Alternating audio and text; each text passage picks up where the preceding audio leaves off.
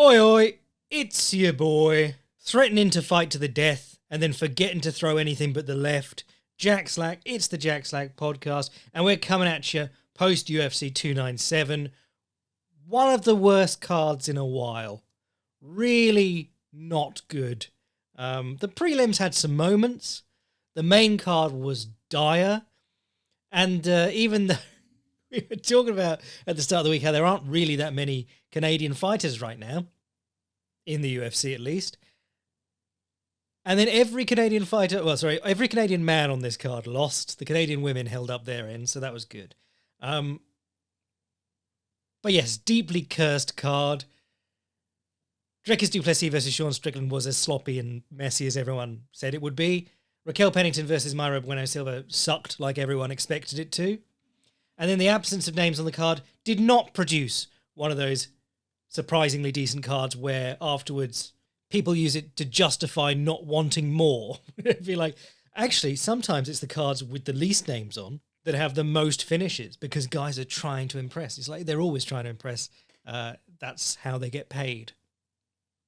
But I spent a good amount of time on the Boycast earlier this week previewing this match, the main event, and I think, yeah, I'm pretty... Well, it was a pretty evenly matched fight. There are people who scored it for Strickland. Most people I checked MMA Decision, most people scored it for du Plessis, I believe. But Strickland brought the problems he normally does, which is an interesting facet of his skill set. Oh, by the way, not going to get into like stuff outside the cage. Don't give a shit. We'll never give a shit. Whether someone says heinous things, whether they attract heinous fans. I did notice that like everyone who was on the Sean Strickland threads just wanted to call people slurs. But I like to feel that if I were in 1939 watching Max Schmeling be the poster boy of the Nazis, I'd be going, yeah, but still has a pretty good right hand though, doesn't he? My personal beef with Sean Strickland is that his fights never get past the first gear, and that makes them quite boring. Once you get to round 3 and you've seen all of it, you know he's never stepping it up. If you watched him throw his right hand in this way, if you watched him throw his right hand in any fight, there was a fight where GSP fought Jake Shields, and Jake Shields poked his eye about a dozen times, and GSP, for the first time in a long time, was like, I'm not just going to jab, I'm going to throw my right hand. And he wound up this Looney Tunes-ass right hand, threw it. It was both wide and didn't have any power on it. It was like he'd forgotten how to throw his right hand. And that's how Sean Strickland throws every right hand. And for the most part, he doesn't throw his right hand. He never gets past that first stage. So you're in this peculiar situation where Sean Strickland is showing you all these amazing things about the jab, that, you know, the opening that is always there in MMA, how ready the jab is to be snapped up by someone who can master it and bring it to lever, and then none of the stuff that you can do off it. He's showing you the opening and then he goes, but I don't know any other chords. Anyway, here's Wonderwall. Meanwhile, Dricus du Plessis, I prefer to watch fight because, actually, I do enjoy watching fight. And if you go back a few podcasts to like when he made his UFC debut, I was talking about this. But I used to enjoy him because he was a sloppy wild man who still got the results. But the more I see of him, the more he clearly studies people. And he sees things in people, but still fights in a way where he looks like he's terrified all the time. It's very peculiar. And he's also tough as nails. So he doesn't... You would think at this point he would be comfortable with people throwing punches at him, but he's still flinching, he's still like closing his eyes and stuff. And he's happily walking through people's punches, but his reactions and his all the things that you train into yourself mechanically are still all over the place. But in my preview, I was talking about Dricus du Plessis, and I was saying one of the things that I could see going badly for it, well, I could see in this fight him getting stuck on the back foot. And from his previous fights, I've noticed that, one, he doesn't like being put on the back foot. When Darren Till had great success in the second round, getting him back to the cage and feinting him and just shooting at him with straight shots, because Dricus du Plessis will try and charge off the fence, and he's just getting hit with straight shots down the middle. But he also hates, one, body shots, two, front kicks to the body especially. If you watch, Trevin Giles had success with that against him, and Brad Tavares actually threw a few against him really successfully. And Sean Strickland, as I said, post Izzy, if you've not read How Sean Strickland Killed the King, go read that. Before you hit me up in the comments crying about how like I don't give Sean Strickland enough respect. but I called that one of the best teeping performances I'd seen in MMA. He has those wonderful little front kicks that he jams into the midsection. And rather than throw big kicks off the back leg that have his weight in and snap, and, think of Conor McGregor or Sean O'Malley does it a lot now. He throws his rear leg as a front kick to wind the opponent and to get them lashing out back at him. Sean Strickland uses his teep very well to sort of intercept people. As soon as they're about to come back at him, when he's pushing them back, he nudges them with the teep just in the gut and it folds him in half. And of course, if you're teeping when the opponent kicks, great chance of knocking them over or off balance. I mean, that's the main use of it in traditional Muay Thai. You throw your big hard kick and then you throw a little short teep as the guy throws his big hard kick back and you knock him off his feet. But I thought that would be big trouble for Dunkus Plunkus, and instead it wasn't that much. Partly because the front kicks stopped coming after round 1, or it might have been round 2, but the latter half of the fight had no front kicks from Strickland, and partly because du Plessis kept him on the back foot. One of the reasons the front kicks stopped coming was that du Plessis was using them quite well. If someone does front kick you, it's not necessary, especially the sort of pick up and teep ones, they're not big, powerful kicks. So if you parry them offline or whatever, you can just keep the opponent's foot and do something with it, which could mean stepping around behind them and kicking out their standing leg, getting a free, easy takedown. Or as du Plessis was doing in this one, he would parry the leg and then throw it at the floor and kick it, which is a great way to land low kicks, especially on someone who's good at checking low kicks. But there were some things that du Plessis was trying that you got the sense that he'd seen beforehand. Once again, the southpaw jab, he was trying to get that going. He famously said that he saw that against Whittaker, and that's how he dropped Whittaker, saw that Whittaker had trouble with it. But there were a few occasions in this fight where Strickland would jab at du Plessis when he was orthodox. Du Plessis would either take it on his high guard or take it on his forehead. He would step back to his left with his lead foot. His left foot goes back to the left so that he's in a southpaw stance, but off to the side of Strickland. And as Strickland came to follow him, he'd pop him with the southpaw jab, and it worked really well. The other great look that I really liked was his left round kick to the body. Going to make a comparison here that will upset J-kick people, but Yuki Yoza is a guy that I'm always on about. I think he's still the K1 lightweight champion. Youngest Kyokushin world champion ever, I believe, 19 years old. Won the K1 belt in a really short amount of time after going pro as a kickboxer, but he has these amazingly dexterous legs. And one of his big things is that he'll fight orthodox. He bounces his lead foot in and out, a rhythm step, as some people call it, and he'll bounce his left foot back to level, and then he'll throw a round kick. And what he does really well is he throws a left high kick like that, and then he sets it up to do it again, and he looks up and throws the kick to the body. And the guy will almost always bring his elbows up and get kicked right in the ribs. And that's what du Plessis was doing. He came out, he threw that step-up left high kick.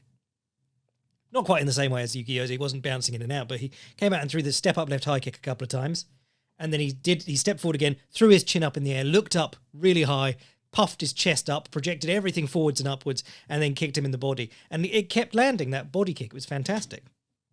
And that's, we talk about mechanics versus tactics was what I was on about last time, and in that article I wrote after Whittaker versus Dricus du Plessis, which you can read at fightprimer.com and is linked in the description on YouTube, along with how Sean Strickland killed the king.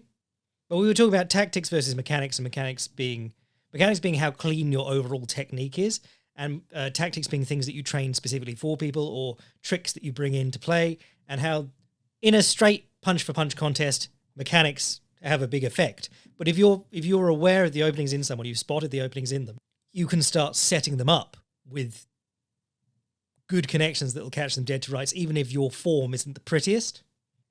And to go a step further than that, if you have tells in your striking because you throw your chin up in the air or whatever when you're running forwards, you can use those to make the opponent react. So when du Plessis throws his head back up in the air and brings everything up out of his stance and looks like he's going to kick the head, he can throw to the body and surprise people. The right hook was good. The southpaw right hook, when he changed mid-flurry a lot of the time. It was two southpaw right hooks that really opened up the cut on Strickland. He said a headbutt. Lots of people ragged on him for that, but I talked about this in the preview. Du Plessis does these big running combinations, or flurries or whatever you call them, where he's pumping hands alternate to legs. He's running at the guy. And they work surprisingly well because, one, his reach is longer than people expect and he hits really hard. And two, if the guy stops and drops and throws a counter, he just runs into his chest or his head, hits him, and then he drops on a double leg or whatever. But he has headbutted a few people. I think he headbutted Perez, he headbutted Tavares. It's not quite like Henry Cejudo. It's been 5 years or 4 years, whatever it is, since the TJ Dillashaw fight, and people are still just starting to notice that Henry Cejudo headbutts him almost immediately. Like, Henry Cejudo's move was to get his guard up, drop his head so that his face is downwards, and let the guy run onto the top of his head. It's the Evander Holyfield special, because the guy will run onto the top of your head, stun himself, and then you hit him with the left hook afterwards. Did it to Joseph Benavidez. Benavidez, because he sprinted on in a straight line and had his head up in the air all the time, he was an absolute sucker for headbutts. Basically knocked himself out with an accidental headbutt from Figueiredo, who wasn't trying to headbutt him. Anyone who raves about Joseph Benavidez' striking and doesn't about Dricus du Plessis, I'm sorry, they've got the flyweight rose-tinted goggles on, because Joseph Benavidez was just like this. He was just marching combinations, setting things up cleverly, but the form was, respectfully, horrible. Had to be careful saying things like that because, don't know if you know, Megan O'Leary follows me on Twitter. So yeah, the other thing about the teeps was that, and the leaning back generally, was that Dricus du Plessis could get Strickland on the back foot, because so much of what du Plessis does normally is chopping at the legs, and he did keep at it, even though Strickland's very good at checking kicks now. And he was throwing decent power against the check, which is always like, sometimes you watch guys and they take a bit of power off to kick the check, but he was keeping a good amount on it. You obviously don't want to kick a check full power because you're going to hurt yourself. Happens to even great kickboxers like Tyrone Spong snapped his shin in half by kicking Gokhan Saki straight in the shin. But by throwing those kicks, he got Strickland light on the lead leg, and then eventually he was able to drop on the lead leg and grab both legs up at the same time and run through on the double leg because Strickland was standing so narrowly. That's what you see even in Muay Thai. If a guy is checking kicks well, you show him the kick and you go for a cut kick, or you step through and you throw him. I think it was Somrak was really good at like stepping through behind the checking leg and dumping the guy. Sanchai had tons of those where he got the guy standing on one leg and then kicked the standing leg out or stepped through and bundled him over. I think that's the thing. Everyone gives themselves the hard work to do by engaging in the wrestling. And what they should be doing is engaging in the Muay Thai and taking the very easy takedowns that come when the opponent is kicking and is thrown out of position. Think of John Jones, Alexander Gustafsson 1. The first successful takedown on John Jones happens because he gets his sidekick parried across himself and he's out of position. And some random Swedish guy with no wrestling background takes him down. Strickland very good at getting up off the floor. I thought that was really good. There were, du Plessis, as wild as he is, and his takedowns, they do surprise me because he can do them off both legs pretty well. Single and double off both sides. And then he hit Strickland with a right hook that's on the bleeding eye that clearly upset Strickland, because Strickland then ducked into a clinch himself. Strickland had double unders. Du Plessis wheels him round, gets one of the underhooks, locks his hands, and trips Strickland after Strickland's tried to trip him. Really impressive.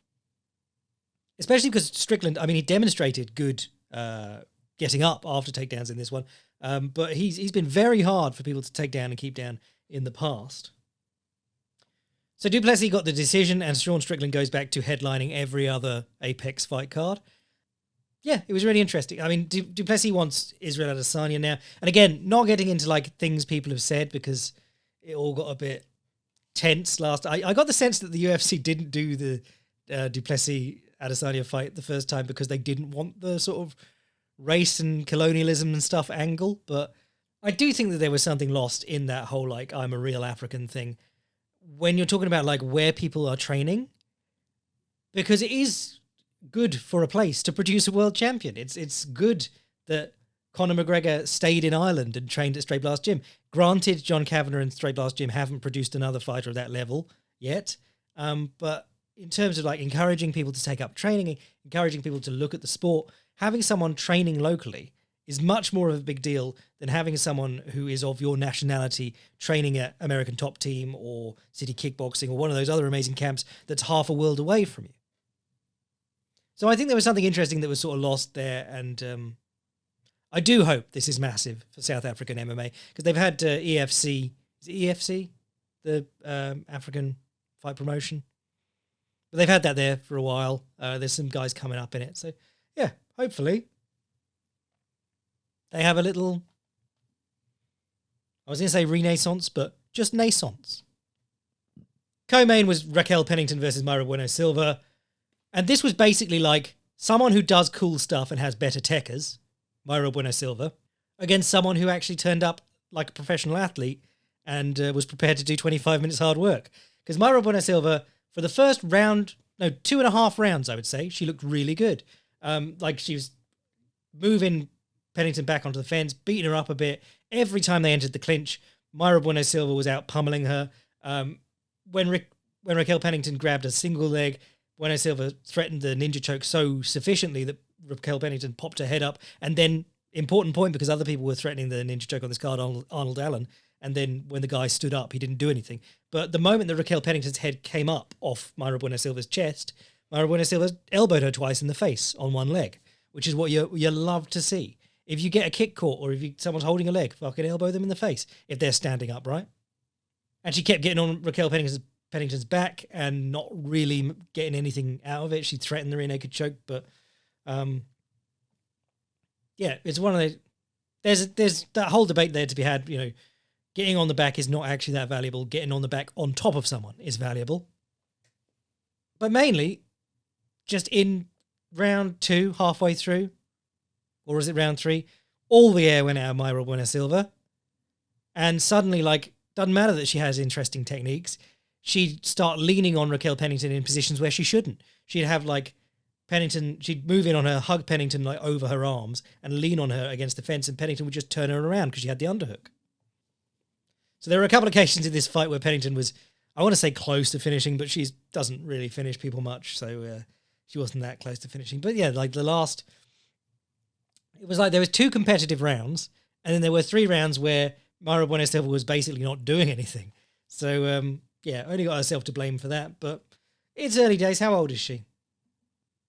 She's only 32. And Raquel Pennington got the mic at the end and said, I've been waiting 10 years for this. It's like, what? For everyone in your division to retire? So that you got to fight for a vacant title? No, happy for her. Just don't really want to see her fight, ever. Kind of like Neil Magny, but Neil Magny in the co-main event fights Mike Malott. Mike Malott, the best sort of male Canadian fighter in the UFC at the moment. And Malott did great for the early going, low kicking, the obvious Neil Magny flaw. 40 fights, never learned to check a low kick. Mike Malott keeps getting him down. Every time he gets him down, Neil Magny, crazy, just lets him mount him. Hit him with the classic move that you can use on your wife. Say, I'm going to let you mount me till you're tired. And it worked. Mike Malott just, in the 3rd round, suddenly went, oh no, I don't like this. And Neil Magny turned it around, got on top, started hitting him in the face. There was a good half-guard sweep, actually. He was in full guard. He grabbed one wrist, worked his way to half-guard and came up. And it was very Damian Maia-esque, which is funny because obviously Damian Maia put a clinic on Magny and then was doing a seminar in Vegas shortly after. And Magny hit him up on Twitter being like, can I come? And everyone was like, very funny, Neil Magny. And Magny was like, no, genuinely, can I come? And Damian Maia was like, of course, you'd be very welcome. I'd love to have you. It was really sweet. But yeah, little moment of Damian Maia there to go from full guard, hold the wrist, scissor the knees, go to half guard, come up on the underhook and get the sweep. Chris Curtis versus Marc-Andre Barriault. I joked that I don't know how to bet on this fight. Can someone tell me if Marc-Andre Barriault knows how to circle left? Because if you remember, Jack Hermansson embarrassed Chris Curtis by simply jogging past his lead leg. Chris Curtis, piss poor at cutting people off if they circle round past his lead leg, which is kind of bad because he's a southpaw and that's what they should be doing. Or that's what a lot of them will be told to do.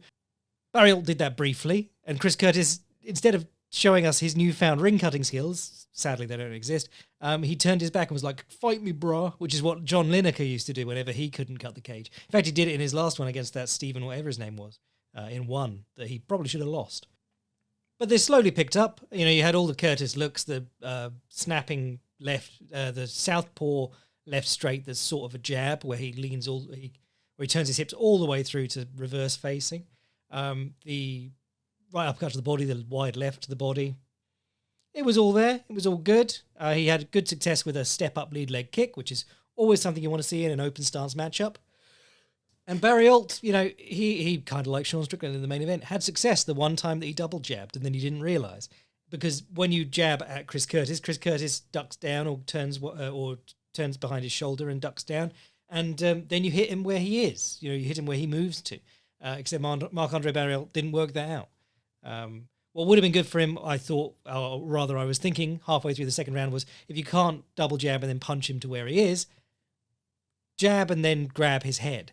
And Marc-Andre Barriault did start doing that in the third round and landing some uppercuts. Classic hockey fighting, which the Canadians all enjoyed. Curtis was doing well with elbows. Honestly, Curtis did quite well from here. It reminded me of Nick Diaz back in the day.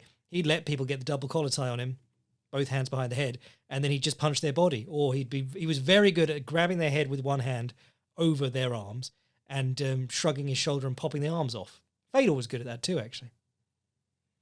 But yeah, fight was okay, I thought. Evloev versus Allen was a bit frustrating because Evloev really was only doing the one thing. He's orthodox, Allen's southpaw, so he'd throw his right straight and he'd step through and then either attempt the double leg or like another right hook from southpaw. But I'm working on some Roberto Duran stuff at the moment, and if you watch his last fights with Hector Camacho, very fast southpaw, and also his fight with Marvin Hagler back in the day, he used to like throwing his right straight and then stepping through to southpaw with the opponent so that their legs were better suited for infighting.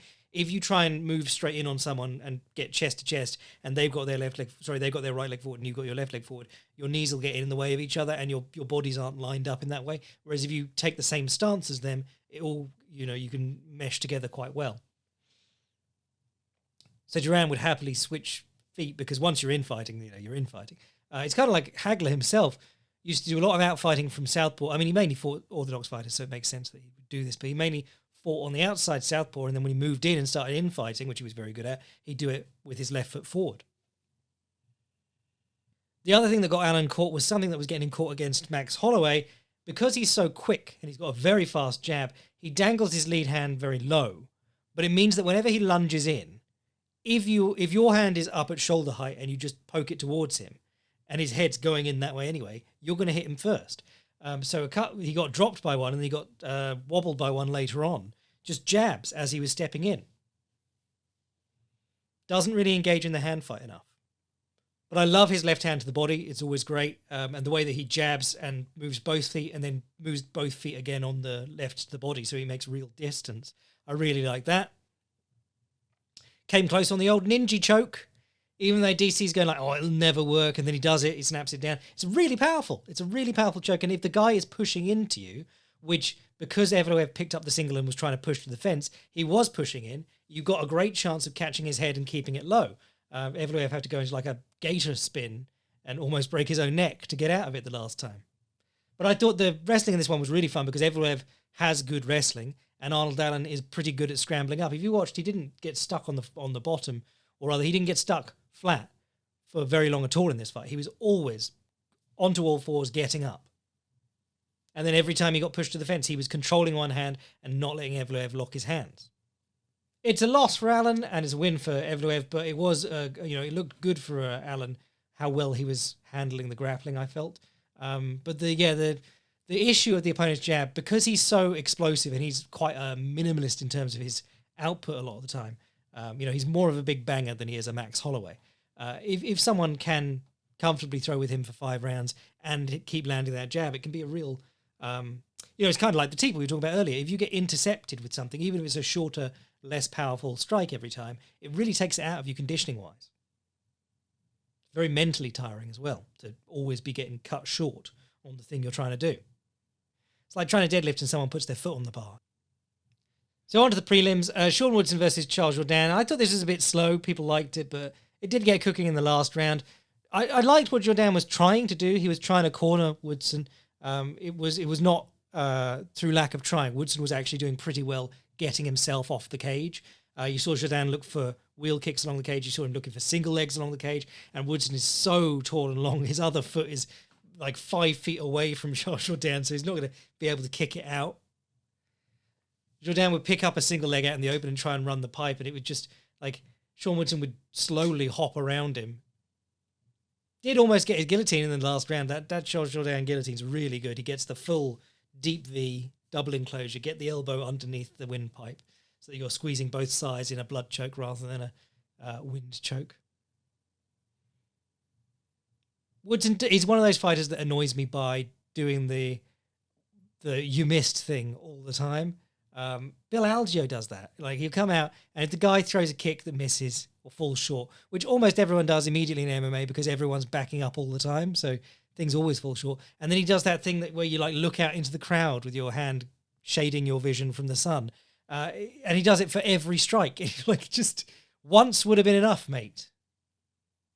Tavares versus City, I thought, well, I pointed out beforehand this was a weird fight because it's a rematch of a Contender Series fight. Because Tavares got dropped and the ref called it quite quickly.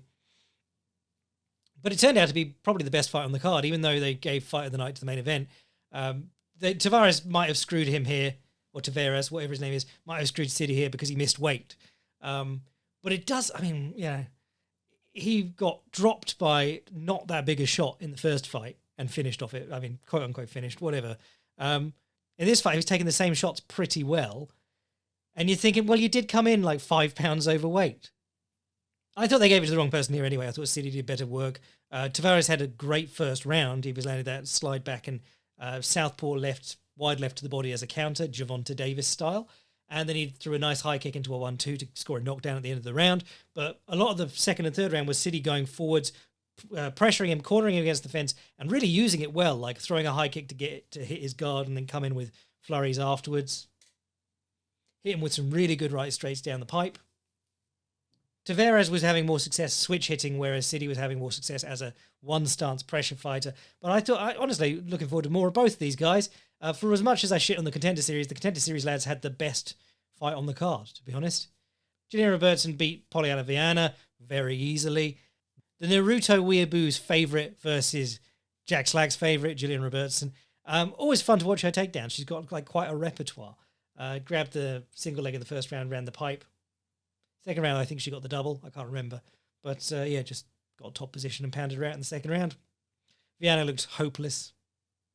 And the takedowns were so effortless that it's like you could be bad on the ground but have fairly strong takedown defense, but you barely fought on the takedowns, to be honest. Sam Patterson versus Johan Lanesi. And again, like, you got your finish, but you're going, what? That was really underwhelming because Lanesi basically, like,